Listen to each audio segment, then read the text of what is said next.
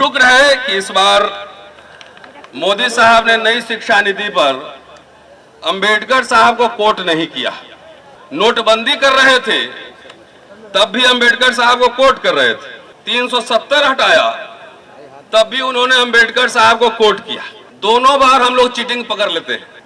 इतिहास का छात्र हूं और रेफरेंस के बगैर बात नहीं करता, और इसलिए मैं रेफरेंस दिए देता हूं, कहीं भावना आहत न हो जाए। में सही हो कहीं भी आग, लेकिन आग जलनी चाहिए। आप सबको जय भीम, लाल सलाम। जो मैंने पंक्तियां कही हैं वो दुष्यंत की पंक्तियां हैं। इतिहास का छात्र हूं और रेफरेंस के बगैर बात नहीं करता, और इसलिए मैं रेफरेंस दिए देता हूं, कहीं भावना आहत न हो जाए। बहरहाल रेफरेंस से ही बोलूंगा। और आप सब देश के विभिन्न विश्वविद्यालयों से, कोनों से यहाँ पर आए हैं, इतनी बड़ी संख्या में छात्र आए हैं। आप सबको इसके लिए बधाई, बहुत बहुत बधाई। और दुष्यंत की पंक्तियां हमने इसीलिए पढ़ी थी कि ये धीरे धीरे जो ये छात्र संसद है, ये संसद पूरे भारतवर्ष को ये संसद में तब्दील हो जाना चाहिए सरकार की शिक्षा नीति के खिलाफ और सरकार की तमाम नीतियों के खिलाफ। जरा वो दे देना फोल्डर, बगैर रेफरेंस के बोलूंगा नहीं तो फिर हो सकता है इस बार सरकार को ही दिक्कत हो जाए। शुक्र है कि इस बार मोदी साहब ने नई शिक्षा नीति पर अंबेडकर साहब को कोट नहीं किया, क्योंकि जब नोटबंदी कर रहे थे तब भी अंबेडकर साहब को कोट कर रहे थे, और जब 370 हटाया तब भी उन्होंने अंबेडकर साहब को कोट किया। दोनों बार हम लोग चीटिंग पकड़ लेते हैं कि आप गलत कोट कर रहे हैं, इस पेज नंबर पर ये बात नहीं, ये बात लिखी गई। तो नई शिक्षा नीति पे इस बार सावधान थे, बाबा साहब को कोट नहीं किया उन्होंने, लेकिन पहले से हम तैयारी करके बैठे थे कि बाबा साहब क्या बोले थे शिक्षा नीति को लेकर, वो हमारे जहन में जरूर रहना चाहिए। बॉम्बे लेजिस्लेटिव असेंबली का 12 मार्च 1927 का भाषण, रेफरेंस दे देता हूं, आप लोग देख लीजिएगा जाकर। हिंदी वाला जो खंड है वो पार्ट 3 पेज 55 से 61 तक है। शिक्षा कैसी होनी चाहिए इसी पर उसमें बात की गई है। भारत के तमाम सामाजिक जो स्तरीकरण है, पढ़िए, बहुत दिलचस्प है, वो आपको बहुत काम आएगा काउंटर करने में, क्वेश्चन भारत सरकार की शिक्षा नीति को काउंटर करने। एक दो लाइन में पढ़ता हूं। वो कह रहे हैं कि छानबीन से मुझे पता लगा है कि आर्ट्स कॉलेज में जो खर्च किया जाता है उसका 36%, 36% फीस से मिलता है। हाई स्कूल में 31% और मिडिल स्कूल में 21%। और कहते हैं कि सर, मेरा निवेदन यह है कि ये शिक्षा का व्यवसायीकरण है, कमर्शियलाइजेशन ऑफ एजुकेशन। शिक्षा तो एक ऐसी चीज है जो सबको मिलनी चाहिए। यूनिवर्सल एजुकेशन की बात कर रहे हैं, सबको मिलनी चाहिए। शिक्षा विभाग ऐसा नहीं है जो इस आधार पर चलाया जाए कि जितना वह खर्च करता है उतना विद्यार्थियों से वसूला जाए। शिक्षा को सभी संभव उपायों से व्यापक रूप में सस्ता बनाया जाना चाहिए।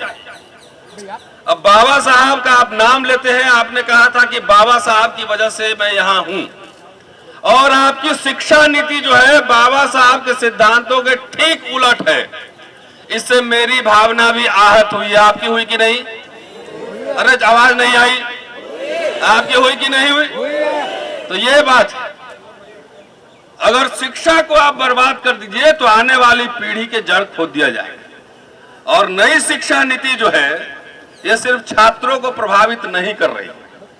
पटना विश्वविद्यालय के छात्र और तमाम छात्रों ने यह बात की कि कैसे स्ट्रेस में है छात्र, फीस इतना बढ़ रहा है, सिर्फ छात्र पे इसका असर नहीं पड़ा। इसका असर शिक्षकों पे भी बहुत ज्यादा पड़ रहा है। अगर विश्वास नहीं है तो एनसीआर के आसपास, एनसीआर में और कहीं भी भारत में, एनसीआर इसलिए कह रहा हूं कि भारत के संसद से 25 किलोमीटर के एरिया में जो प्राइवेट कॉलेजेस हैं, वहां जाकर एक बार चेक कीजिए कि प्रोफेसर को तनख्वाह कितना मिल रहा है। चेक कीजिए।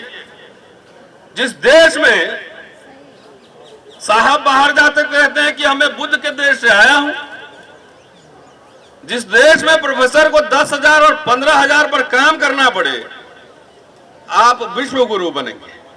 ये सवाल मैं इस मंच से उठाता हूं। वही नहीं, इसका प्रमाण मैं एक देता हूं। एक चिट्ठी मेरे पास आई है, चिट्ठी लिखने वाले का नाम नहीं पढ़ूंगा, लेकिन चिट्ठी का जो कंटेंट है वो मैं आपको जरूर सुनाना चाहता हूं। और वो एक शिक्षक पीएचडी, वो गलती से मेरे पास आ गया, वैसे जाना चाहिए था मोदी साहब के पास और भारत के एजुकेशन मिनिस्टर और फाइनेंस मिनिस्टर और राष्ट्रपति के पास जाना चाहिए था। उस लेटर या कंटेंट आप सुन लीजिए, अब आपको समझ में आएगा कि आखिर हम किस दिशा में बढ़ रहे हैं, विश्व गुरु बनने जा रहे हैं कि क्या बनने जा रहे हैं। ये डॉक्टर पासवान है, नाम नहीं बोल रहा। और ये चिट्ठी मेरे पास आया है कि सर, मेरी आर्थिक स्थिति ठीक नहीं है कि मैं अपने बच्चों को अच्छी जगह नामांकन करा सकूं। मैं पिछले 4-5 माह से SMD कॉलेज जलालपुर में शिक्षण कार्य में था। मुझे हर 5 तारीख को, हर महीने की 5 तारीख को वेतन देने को कहा गया था। सच्चाई यह है कि मुझे इस 4-5 महीने के अंदर वेतन के रूप में कुछ भी नहीं दिया गया है। अगला लाइन सुनिएगा, कुछ भी नहीं दिया गया। और कहा गया कि आप काम करते रहिए, पैसा जब कॉलेज में आएगा तो दिया जाएगा। तब मैं बोला कि ऐसी कोई बात नहीं हुई थी। 18,000 रुपए देने की बात हुई थी प्रति माह, पर मंथ। तब कॉलेज की तरफ से बोला गया, ये लाइन जरा सुनिएगा, कि जो व्यक्ति इस कॉलेज में आपको रखवाया था उसकी मृत्यु 1 महीना पहले हो गई। वही आपके बारे में जानते थे, आपको क्या कह रखा था मुझे कुछ पता नहीं। ये हमारे गृह राज्य बिहार का ही खत है। सर, यह कॉलेज मेरे घर से 25 किलोमीटर दूर है। आने जाने में 150 रुपए का पेट्रोल लग जाता है और कुछ पैसा कॉलेज से मिलने की उम्मीद नहीं। यही चिट्ठी पढ़ के बंद कर रहा हूं। नई शिक्षा नीति की व्याख्या बाद में। ये खाली चिट्ठी, ये चिट्ठी नहीं, ये घटना नहीं, ये संकेत है कि जिस विश्वविद्यालय, जिस कॉलेज में निजीकरण क्या होता है, इसका ये पूरा दस्तावेज। इसलिए मैंने इसको संभाल के रखा हुआ है।